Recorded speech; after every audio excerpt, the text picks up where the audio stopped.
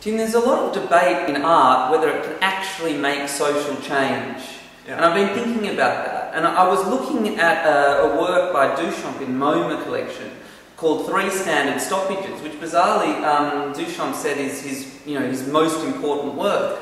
And I was looking, and he sort of told the MoMA in explaining it to them.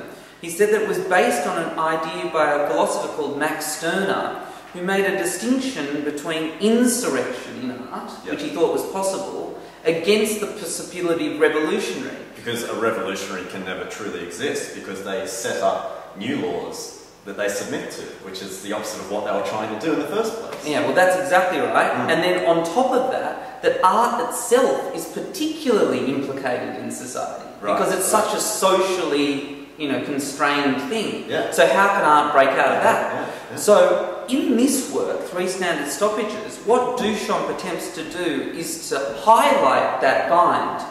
So what he does was he got a metre-long string and he threw it on the ground, and then it caused curves by chance, which he then sort of stuck down and made rulers out of those curves, which he then went on to make other artworks like 2M and other famous artworks out of those exact curves. Right, and he showed them with straight meters as well, didn't he? Yeah, in the MoMA, that's exact. So I think definitely by showing it with the actual meter stick, he highlights that circuit that you're trapped by the standard measure. Yeah, and I guess that idea of the standard measure appears, in art history from then on. I'm thinking of someone like Pierre Manzoni and artist Schick, which is really a reference to the gold standard. Yeah, that's right. And a more contemporary example would be Damien Hirst for the love of God, that diamond encrusted skull, which was the most expensive artwork ever made, and also the most expensive artwork ever sold for a living artist. Yeah, so like what, £50 million? Yeah, something like that. Now I think you could possibly think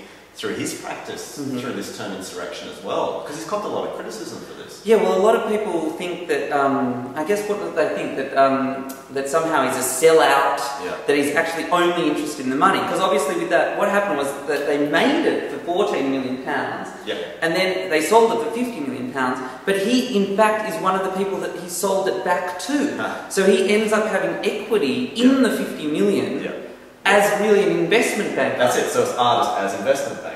Right. But I think that's the point that he's trying to make, that the artist in the 21st century is the investment banker. That you can never break out and become the revolutionary. So the only, so what are you saying, Tim, that the only challenge is to be a sellout? I mean, how does that work? Well, I mean, I guess perhaps a positive way of thinking about him is more as a clown figure, kind of reflecting back the absurdity of the situation that he's working in. Right. So, I think there are other examples of that as well, not just in art, but in politics as well. If you look at someone like Stephen Colbert, right. I mean, recently he actually testified to Congress, which is such an absurd situation, right? I mean, he's a comedian who has this right-wing persona, but he testified in that persona. Right. So I guess what they're saying, like if you were bringing it back to the Hearst thing as well, that, if art's not a mirror on the representational, but then it's not a hammer anymore, but it's some sort of, mirror again, but just based on proximity. Yeah, I guess that's right. So, I mean, Hearst's proximity to the art market is what upsets us, and Colbert's proximity to the Republican Party is what he says. Because it's a bit like the Bill O'Reilly character. Exactly. And they can be confused even. So it's that proximity. Maybe kind of like a Hall of Mirrors kind of effect that he's playing with there. And is it enough, though, that Colbert did that?